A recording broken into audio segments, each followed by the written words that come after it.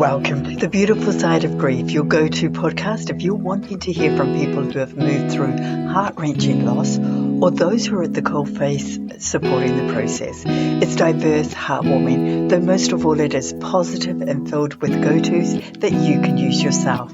I'm your host, Helen Morris, and I'm a health professional turned energy healing practitioner after I lost my only child and daughter, Tal, in a car accident in 2017. I want to use my own unique experience with loss to help you navigate your journey. You will hear from grief coaches, mediums, authors, first-hand loss accounts, plus many, many more. I'll pop the links to any free resources in the episode notes. Don't forget to hit that subscribe button so you can keep informed of each weekly episode. So now grab a pen and paper if you want to jot things down. Sit back and relax as we navigate the beautiful sides of grief.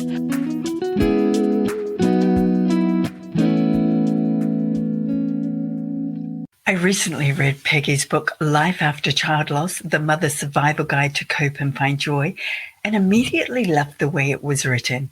It has been described as a book to soften the heartache and establish a new norm, because really, that is what grief is all about, finding a new normal for ourselves after the worst has happened, after devastating loss. In it, she shares her realistic approaches that you can apply straight off or go back to down the track when you're ready. All of these providing great examples of hope. Peggy Green is my guest today. She's a mother, grief coach, and speaker overcoming the odds of losing two children, one in an accident and the other much later by suicide. Her best-selling book, along with Thursday's Thoughts and her grief survival program, are helping hundreds in their grief journey. She is a Colorado native living on a Highlands ranch who loves being outdoors and close to her family. And an interesting fact about Peggy is that she's donated blood over 100 times. She also holds bachelor degrees in business marketing and exercise science.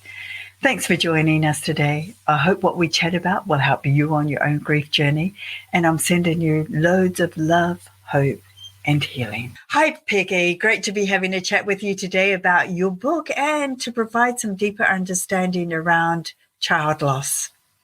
Oh, thanks, Helen. I'm so grateful, really, to be here from the United States there to New Zealand. Good to have you. And Yeah, we've got thanks. a great connection today, so I think this is going to go really well for both of us.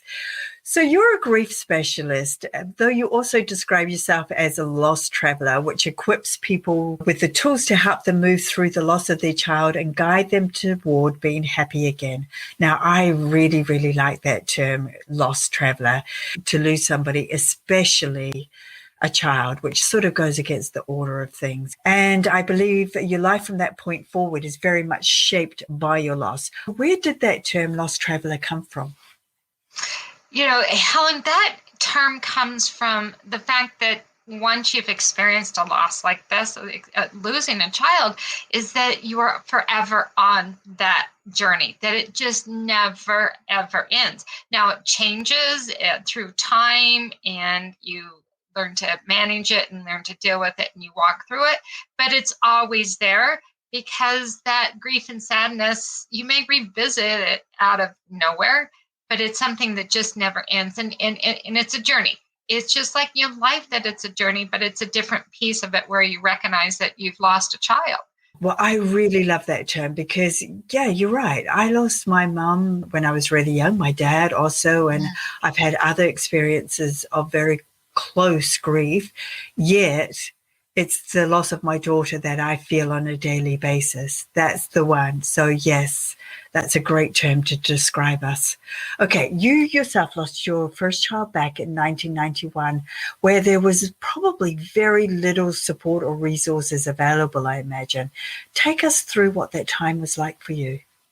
Yeah, absolutely, Helen. So May 22nd of this year, it will be 30 years since I lost my first child. Yeah, I'm time goes, life just continues on. And I sometimes am just astounded at that. And occasionally I visit and think, oh my gosh, I could have a 30-year-old daughter. But 30 years ago, yeah, it was an in-home daycare accident. And And so she was 9 months old. And of course, that was a tragedy. And I didn't feel like as if I had support. I didn't know where to go to. I had my mom and my sister who were both local and supported me, and a few close friends. But regarding some of the other resources, they weren't there. How do you grieve? How do you process that? Because as you mentioned earlier, when we lose a child, as you have as well, is that that's totally against the nature of things, is that older people are supposed to pass before that younger generation. And so that just totally took me by surprise. And I wound up really creating the resources that helped me to get through that.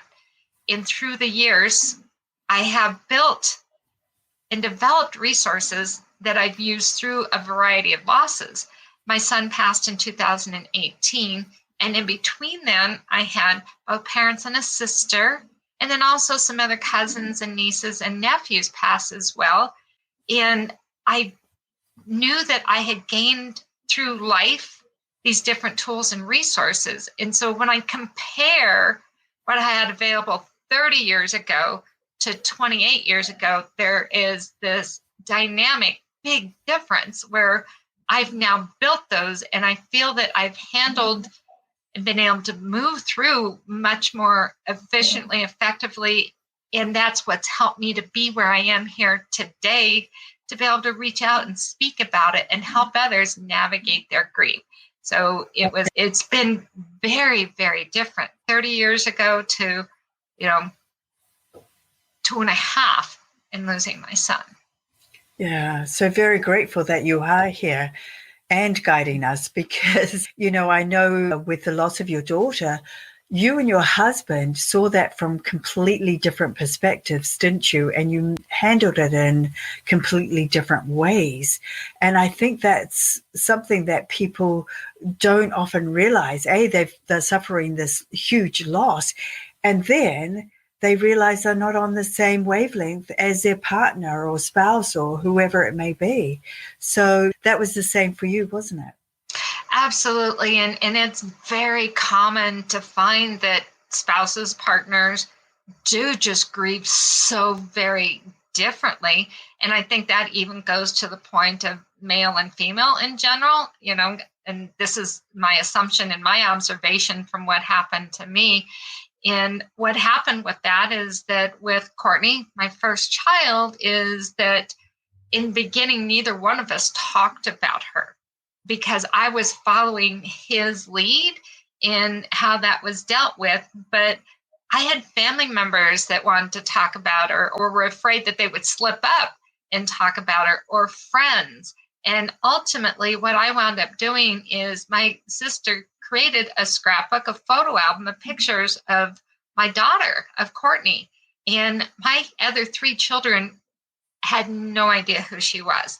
But the other family members knew, and we walked on eggshells when we were together because they didn't want that to slip. So I actually sat down with my kids and used that photo album to tell them about their sister because their father was not open to talking about her. She was the elephant in the room, and nobody felt like they could really reasonably speak her name. But we know as parents, as mothers, that we want to hear our child's name spoken. We want their memory to live, and that we don't have that fear. So it was really quite different. But I tell you, when I was able to step through that for myself and for my children, it was dynamically different in that I felt I could actually remember and have those memories. And it helped my heart because that's one of our fears, is that those memories of that child are going to be lost. And so it was a huge thing for me, and that was helpful. How long was it before the scrapbook came about? So, because I'm just trying to imagine how many years you must have had to suppress that natural instinct to talk about this beautiful little girl that you had, and the damage that would have done over time. Nobody's really focused on that time difference, but actually, Helen, when I think about it, that my youngest daughter was like 6 months old, and they were 5.5 years in between my next oldest, Brittany. And so in Brittany and Courtney would have been 2 years. So I'm thinking close to 8 years. Wow, that's a long It, time to have it to is. keep stuff hidden and suppressed. And we're going to talk a bit later about, what that does to your body as well. So I love the chapter in your book on radical acceptance, and talk us through Yeah. what that is.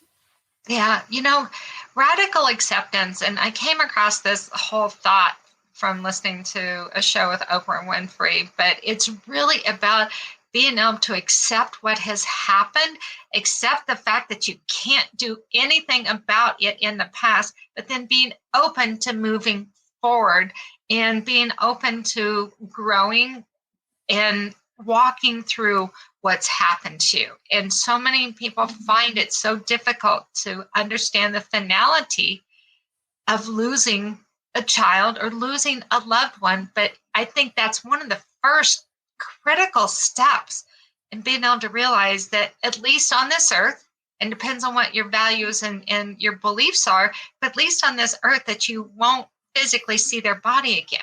But for me, there's hope in knowing that I will see my children again in heaven. But to accept that, as hard as it may be, but I think that's one of the first steps in your healing journey, that it's there, that it's not very. I think that I know that very early in on my journey, I did that. I accepted. I had this greater awareness that this was all for a purpose, and my daughter was guiding me and showing me that. So as much as I didn't like it, I accepted that there was no way she was coming back again, no matter how much I wished for that. And I think early on that changed how I managed my whole grief journey from that point forward. So I like that concept of radical acceptance, because I feel sometimes that's where we get so stuck. And And absolutely. And I think along with that radical acceptance, Helen, is the fact that making that choice to accept it, but then what do you do once you've accepted it? And I really think that from the beginning, I decided to not let this loss define me, but that it helped to refine me. And because of that, from the beginning, it's made me who I am today. And I wouldn't change who I am today. Obviously, I would change. I would love to have gone back 24 hours and not had that happen, but I couldn't change it. And so now I'm grateful for who I am, because now I get to help other people walk through this mess, this trial, this tragedy of child loss. I like that you say that, like, don't be defined by it, be refined by it. That's a really good phrase to use and to think on. I'm not being defined, I'm being refined. Mm-hmm. So you have on your website the first 365 days that you journaled after the loss of your beautiful son, Connor. Can you explain why you did this and what you hoped for others to get out of this? Yeah, absolutely. So just a little bit of story here. Connor was the second child that I've lost, and he took his own life in December of 2018. So he died by suicide, which suicide is complex and messy, and it's unique compared to other types of losses. And that is so much because of it being a choice. Now, we know that most likely that it was not in a healthy mental state, but ultimately it was a choice. And it leaves people standing with so many questions and asking themselves why. How could they have prevented it? Or what could they have done? And why couldn't that person have reached out? Or just so many unanswered questions that it's so confusing. And so why I chose to actually those 365 days that you mentioned, actually from my post on Facebook. Like so many other people, after he passed away, I started posting on Facebook, and I was like, oh, this is what I'm feeling. because I thought it was important for others to know that these are some emotions. But along with that, I was also sharing, these are the tools. This is how I'm healing. This is how I'm working through it. And that was a result of all these other experiences, life experiences, not only losses, but personal development and things that I picked up that has made me better. And so I was sharing the grief, the pain, the heartache, and the anguish. But then on the other hand, like, this is how I'm working through it. And so that's why I went ahead and kept those all together. And what's really fun is that just like if you were journaling in your own notebook, I could go back and see the progress that I was making. Yes, expressing my heartache, but it's such a visual progress that can be seen. And ultimately out of that came the book that you mentioned, Life After Child Loss, The Mother's Survival Guide to Cope and Find Joy, because I was encouraged to share my methods and how I was doing this with other people. So that's how the book came about, because people knew I was teaching them things. I was sharing how I was progressing, and I had people messaging me and say, this is really helping me with my loss, through my divorce, through my parent loss, and obviously through my child loss. So it was a way to really preserve that and let others see the progress. And as an example, it's like, hey, you don't have to do it on Facebook. You absolutely don't. But I encourage people to journal, and you can go back and see that progress. Such a good thing to be doing. And I've talked in previous podcasts about, or previous episodes about, the importance of just being able to get your thoughts out, share them, whether it's just privately with yourself on scraps of paper that you then throw away or burn, or whether it's journaling them and being able to look back. But being able to look back is so, so important, because sometimes you don't realize the wonderful progress that you have actually made from those initial days, weeks, and months. And when you look back and you go, wow, yeah, I really am in a different place now, in a different space. And that gives you encouragement, because if you've been able to see how far you've come, you know that you can continue that journey and, really head in the right direction that is for you. So you do coaching, you do speaking, you have Thursday Thoughts newsletter, and you also promote self-care to help others. Though losing someone is such a crazy time where sometimes you can hardly get yourself out of bed, let alone invest in self-care. So why is this so important for people to be doing, especially in those early days after loss? And where do you even begin to start if your world just feels like this deep, dark void? Helen, I love this because I do come from the fitness world, health and wellness and fitness and coaching and nutrition. And so I bring that in and combine that with the grief coaching, because as a grief coach, I find that so many times when somebody enters therapy, that really the thing that they focus on is the mental component and looking backwards. And as a grief coach, I really like to take the full spectrum of who you are as a whole person and help you to heal. Because I really believe that you cannot heal mentally without healing yourself physically. And the physical helps the emotional, and the spiritual helps. So those four things, emotional, mental, physical, and spiritual, all work together. And so, it is one of those questions. I've worked with a woman who I said, okay, I encouraged her to exercise. And, she initially thought I was trying to force her into doing something that she didn't want to do. But we talked it through, and I said, no, just even start with maybe walking around the block. And she came to the conclusion that she was ready to commit for 1 week to walking around the block. And she was journaling how she felt, what her energy was like, and even how she slept. And so after 1 week, when we reconvened on a coaching session, she was like, oh my gosh, I can't believe the change that it has made. And what she saw is that she was sleeping better. So, getting that movement going. And it was also creating some very positive hormones and endorphins, which changes our mood.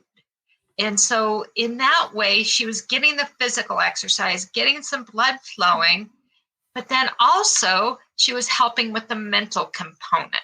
So, that I think is so important to start with, is with the self-care. And there's so many components of that self-care. So exercise is one. Nutrition is another, which is huge. And again, one of my favorite topics on that. And so those are the ways to help to get that overall healing.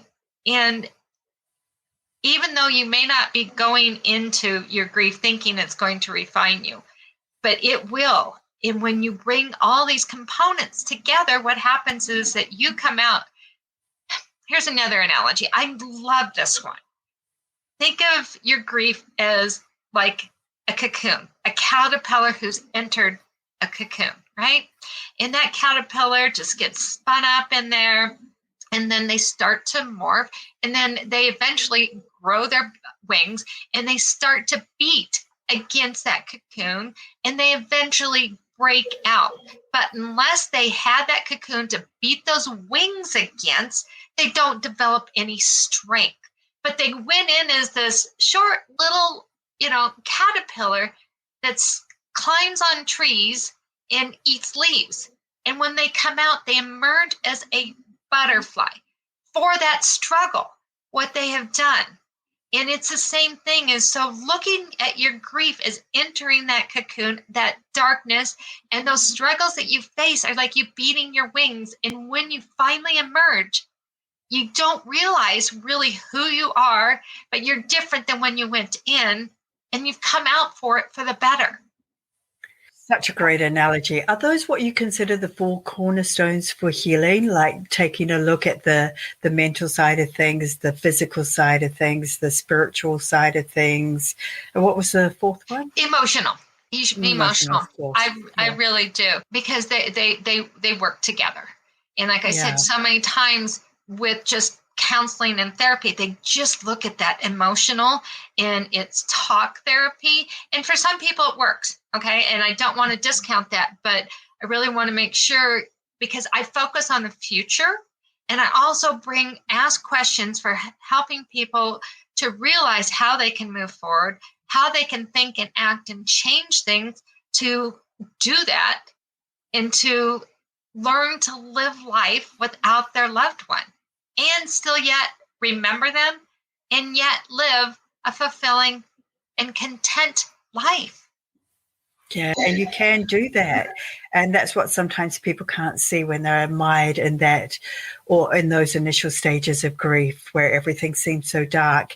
And, going for a walk, that is my go-to. If my day gets a little bit stuck, or the energy doesn't feel right, I just hop up and go for a walk. And it may be a 5-minute walk, depending on how much time I've got. It may be longer, an hour.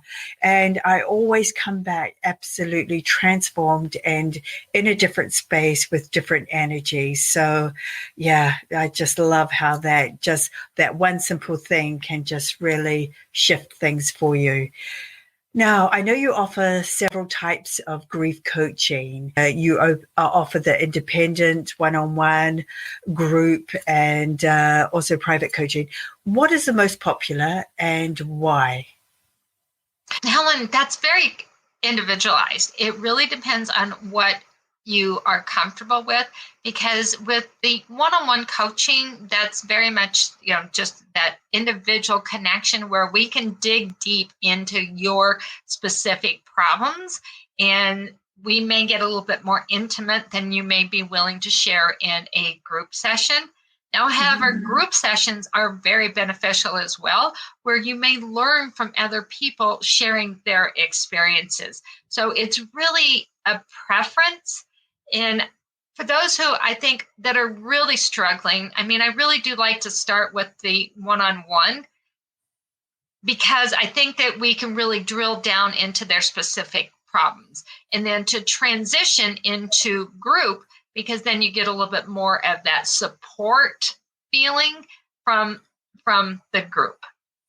Yeah, and it's also finding your tribes as well. When you're with like-minded people who've been through a similar experience to you, suddenly you feel like you're not alone, that you have other people, and they can become very much your tribe. So speaking of that, I'm just going to read a little bit from your book, Life After Child Loss, that really, really resonated with me. And it's right at the end of the book, in the conclusion, and it's where you talk about help and moving forward. So this is a journey I not once in my wildest of dreams thought I would be on.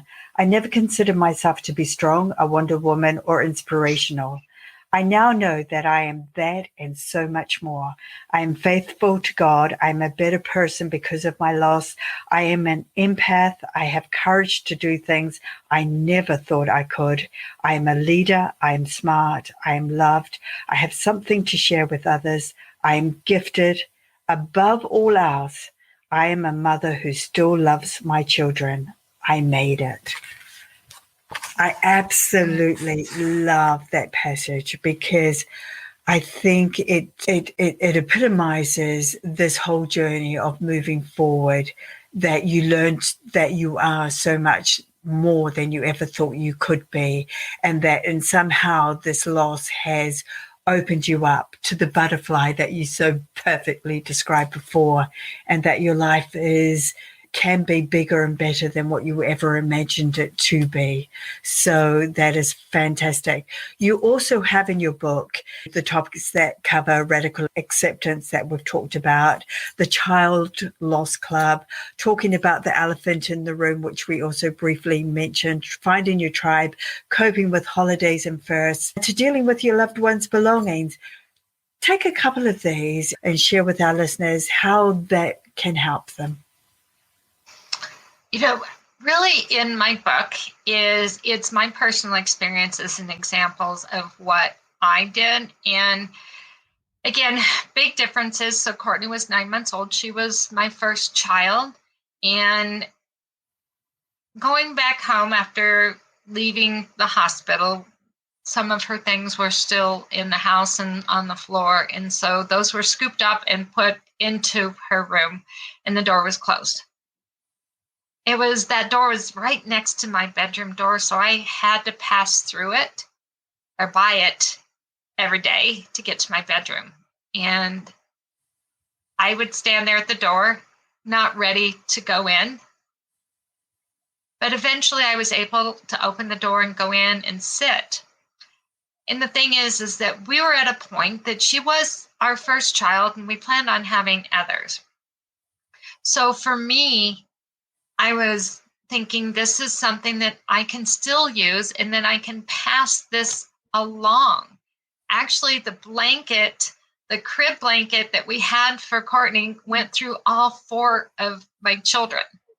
And to me, I think that is just such a monumental thing. And so we didn't have to get rid of the things, and we chose not to. I mean, some people may choose to go, you know what, this is just too painful. I can't deal with it. And so packing it up and giving it away may be that answer. But for us at that point in time, it was not. There was a few things actually that, one of the dresses that my sister gave her is actually in a shadow box. And so we took special care to do that.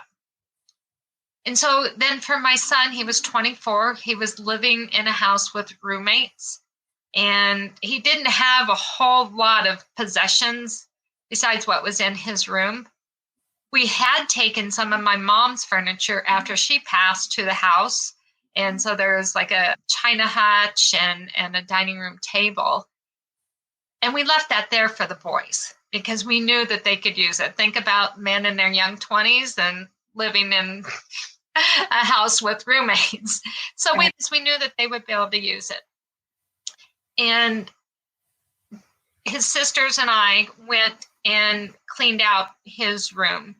And again, he didn't have a whole lot of possessions, but he was a tie-dye guy. I should have worn a tie-dye shirt. And so he had a lot of tie-dye shirts in his closet because on Fridays was his tie-dye Friday. So underneath his dress clothes, he would wear his tie-dye shirts. So he had so many of those that we shared some of those with his roommates. because at that time we had decided that for his funeral service that we were asking people to wear tie-dye clothing. And so we shared those with some of his roommates, knowing that it would make them feel good and help them to remember. And the other things that we felt were appropriate. And so I donated some of those to people who could really use them. There was one year that, as I like to do for Thanksgiving, I have friends over and I do a Thanksgiving brunch, and then we come together and put together winter care packages for the homeless. And the second year after he passed, I still had a whole bunch of his t-shirts. So in each one of those packages, we put a t-shirt. And knowing that that was also one of his things, he had a heart for the homeless.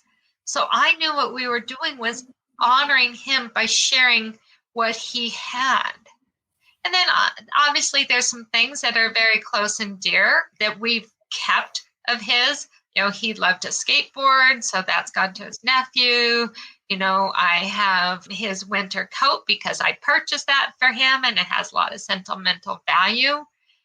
And that was important for us to be able to acknowledge that and share that. The thing is that it's on your timeline when you want to do that. I felt that need. That was part of the process for me. And I've had people who have left rooms as they were for years. My only comment on that is it helping you when you delay doing something like that, or is it just installing more pain? Because you may just dread doing that. And that dread continues to build and your pain will never heal because you're not processing that part. So I think it's, I don't want to tell anybody how to do it or the timeline, but I want you to really think and evaluate how is it serving you to continue to do that? Because if that's the case, if you're not disposing of belongings, then most likely you still have such pain, and that could be part of it. So it's that fine line, but find a purpose in doing that. Really helpful.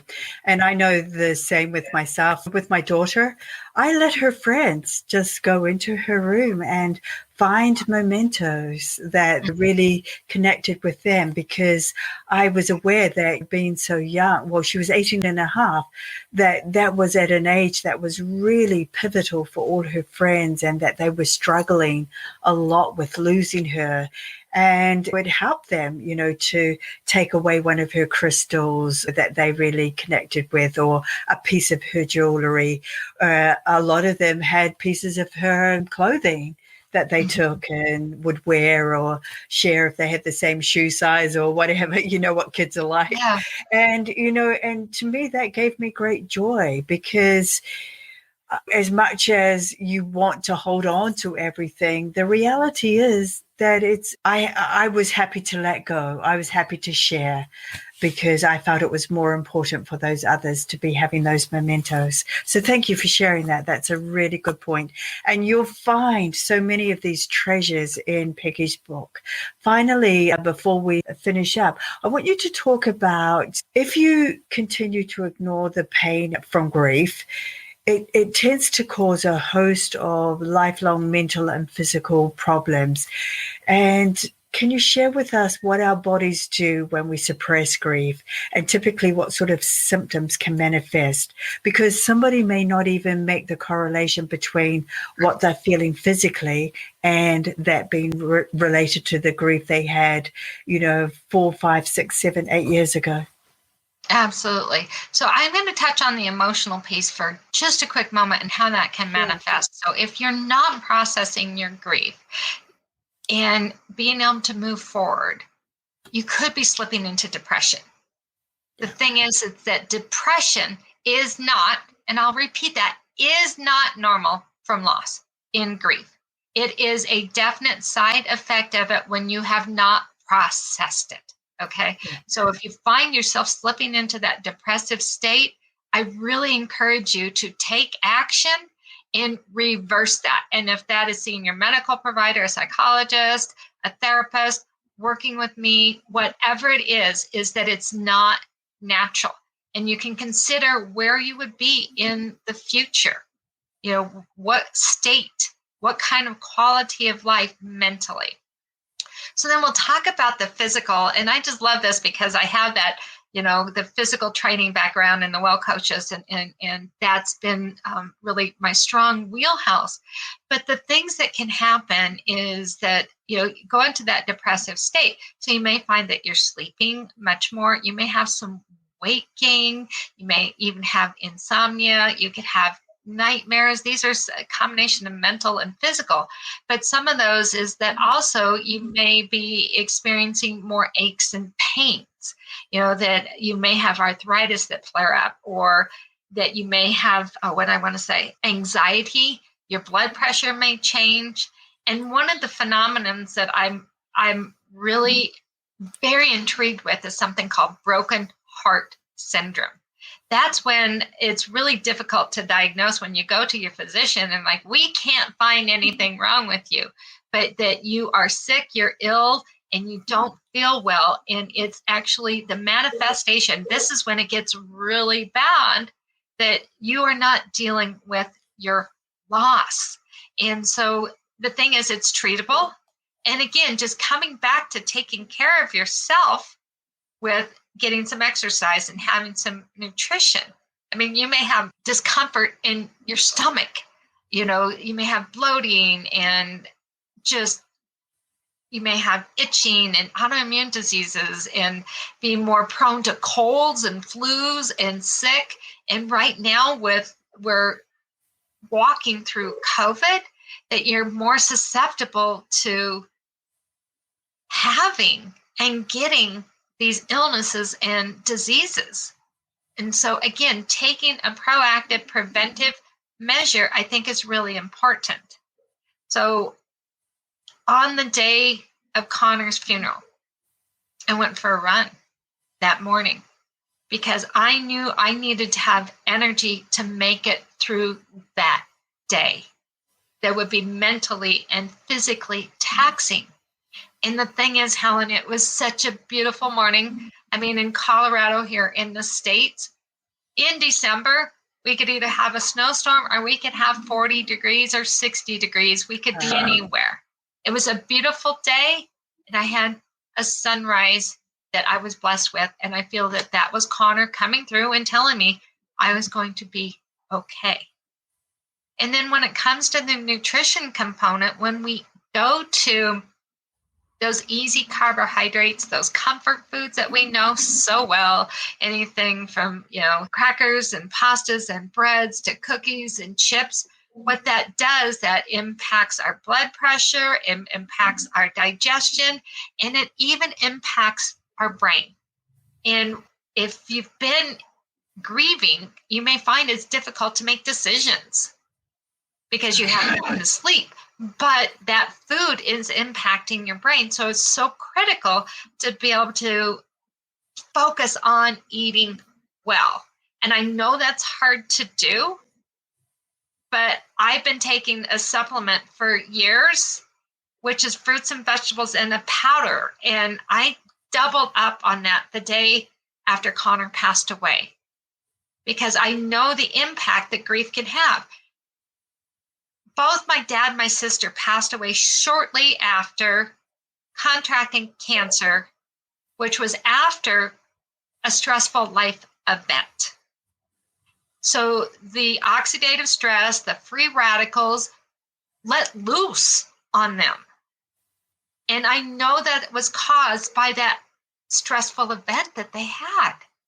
And I have 2 daughters, and now I have a grandson and a granddaughter that I need to be present for. I want to be present for. So it's so important because I have them. And don't get me wrong, I do miss my son. I miss my daughter. That's in the past. So I choose, and it's so much about making that choice. I choose to be present in the moment, be with those that I am with, make that choice to live that fulfilling life and look forward to having a future with them and for myself. So it's so important to really realize that you can come out of this. And I offer hope. That's the really cool thing, is that I've been through this. I offer hope to know that you can make through this. You may not wind up being an author and a speaker and be on podcasts, but if offering you hope that you know that you can get up every day and serve your family, be present for your family, then I've accomplished what I set out to do by helping you to realize that you have hope and you can do this too. That is absolutely wonderful, wonderful advice and information that you've just given us all there, Peggy. And I so relate to it because, I was very drawn to energy healing following the loss of my daughter Tal, and that changed my life forever. I became a certified practitioner in that, so that's what I do in addition to podcasting now. And it really helped me move from chronic illness into a life where, I have a lot more control, and I have hope, and I have joy, and I have happiness. And if we're not addressing those components of grief, then they can certainly take over every aspect of our life. And yes, so, in whatever way you can find it, I think you need to find that thing that draws you towards having hope, being able to see the light at the end of the tunnel. So great. Wow, I can just keep talking with you on so many different topics here. But let's finish up with a couple of questions. So what's the best thing that's happened to you today? Oh, wow. I, love being on podcasts. And so on another podcast that I was on, I was for the ranking for her for April. There was me and another gentleman who were neck and neck for the top number of downloads. And so I'm waiting to hear those. And the reason why I'm so excited about that is because then I know that my message is being shared and it's being heard, which is really what I want to accomplish with this. And that also her message is being shared, and she jumped from 90 to 93 countries. And so that was exciting to be a part of this movement of helping other people. That was absolutely amazing. That's fantastic. Too here, Helen. Oh my gosh. And that's called keeping the faith, because when you start off, it is like you feel like you have no traction. You feel like, am I really making a difference? Even though that is what your whole heart is wanting to do, and everything about what you're doing is wrapped in making a difference, from the people you talk to, doing all that groundwork behind it all. But I'm a great believer that even when you start off small, you can actually grow to really being a significant influencer in the lives of those that need to be hearing your message. And so I thank you, Peggy, because it's having guests like you on my podcast that help make that happen. So yes, very excited to see where this is all going to head. The next thing is, what do you do when your day is not going so well? And we have a term that we use here in New Zealand. When it turns to custard, what do you do? When it turns to custard, huh? Okay. And that is on so many different levels. It can be on that grief component. It can be on the business side. And so one of the things I really like to do is push back from what I'm doing and step away from it and really think about what's going on. And so one of my favorite techniques that I love to use is something I call box breathing, where it helps me to slow down my heart rate and just kind of release it. It can be a little bit meditative. So if I can, I'll walk you through it. So sit up, put your feet on the ground, okay, hands in front of you, and I'll walk you through first, and then you can do it with me. So think of a box Okay, so we're going to take this box, that's in front of my face. We'll go clear up here. And so we're going to go across, and what you would be doing is inhaling for 3 seconds. So visualize you're drawing this box and inhale for 3 seconds. Then you're going to exhale as you go down for 3 seconds, come across, inhale for 3 seconds, and exhale for 3 seconds, okay? And so what you want to do is that 3 to 5 times, but really focus on getting air all the way into your belly, okay? So roll, really get it down there deep. And even if when you exhale, if you want to facilitate by pushing the air out like you're emptying a balloon, you can do that, okay? So 3 to 5 times. So do this with me, Helen. So inhale and go across the top. So inhale, exhale, inhale, and exhale. Long. 1, 2, 3. Okay, so do it again, and I won't draw across my face. So we'll inhale, exhale, inhale, and exhale. So that was one box. So that's one way to really get your breathing, because when we're having that tough moment, that we may find that our breathing gets out of whack and then we can't think. And doing that box breathing is just one of the best methods to be able to do that, and relax with it and just get that air. Because again, when we get agitated or frustrated, we reduce the oxygen to our brain, and we can't think, and it gets even worse. So that's one of my favorite things that I like to do, is to do box breathing. That's fantastic, and shared that with our listeners so that they could have done it with us as well. So I hope that's what you've done, listeners. So what are your 3 takeaways that you would like to leave us with, Peggy? Yes. Well, thanks so much, Helen. And I really do appreciate this. And it is my desire and hope that your listeners are really getting some value out of this. And I encourage them, if you are going through some grief, is that you really do consider getting some help. And so the difference in between a counselor and myself is, as I've mentioned, is that I'm very forward thinking. My technology and what I do is different. I bring together life experiences. So 3 things to consider if you're looking for somebody to walk aside with you. One is what they're recommending that you do. Have they personally used what they're telling you to do? Do they have experience with it? And I must say is that everything that I teach, everything that I share, I've used, I've developed, I've created, and it's 100% responsible for me being able to stand here and be who I am. And 2 is, do they have the passion? Do they really want to do it, or is it just a career, and do they really want to make a difference? And then number 3, have they walked that same path as you? Because I find that is such a critical point of being able to relate and understand. And I've experienced a lot of loss, from children to parents to a sibling.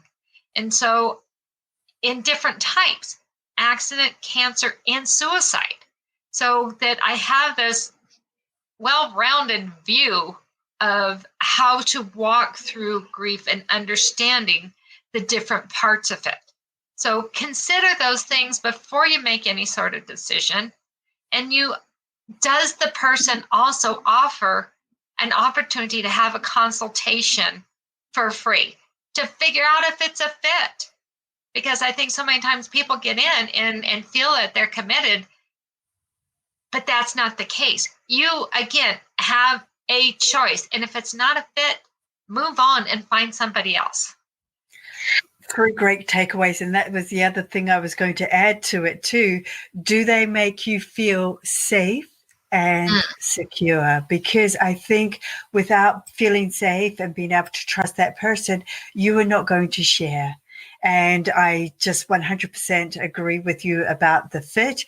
If it doesn't feel right for whatever reason, trust that feeling and move on to finding someone else, because that is so, so vital. So, Peggy, your book, Life After Child Loss, The Mother's Survival Guide to Cope and Find Joy, is out and it's on Amazon for everyone to share. And I'll also put the link to that in the episode notes. And I just want to thank you from the bottom of my heart for coming in today to share with us those beautiful thoughts and sentiments and true life examples of what has helped you to move forward in your life and to be this inspiration to so many others. So, Peggy, thank you so very, very much. Well, thank you, Helen. And I did, just wanted to include in that as well, if you wanted to reach out to me and schedule that complimentary grief breakthrough session. So because we are speaking internationally, you can email me, and I'm sure that you'll put this in the notes as well, but it's peggy.griefrecovery@gmail.com. And just say, I'm interested in talking to you. Let's do a grief breakthrough session. Or if you are within the United States, you can text the word breakthrough, and that's to the phone number 719-789-6808. And let's see if there is that fit. Run me through the 3 criteria that I recommend that you use. Perfect. That is such a great offer, Peggy. And I really want our listeners to be able to do that, to reach out and to speak to somebody who knows what they're going through on their own journey. So once again, thank you very much. Thanks, Helen. This has been awesome. I really appreciate it. Thank you for listening. If you enjoyed this episode today, feel free to share it with others. Hit the subscribe button so you can be notified of each weekly episode. Also, rate and review, especially if there is more you want to know that perhaps we didn't have time to touch on today. And if you are after resources to help you out on this journey, head to healingtobeyu.com and check those out there. So until next time, be kind to you, and thank you for joining us on the beautiful side of grief.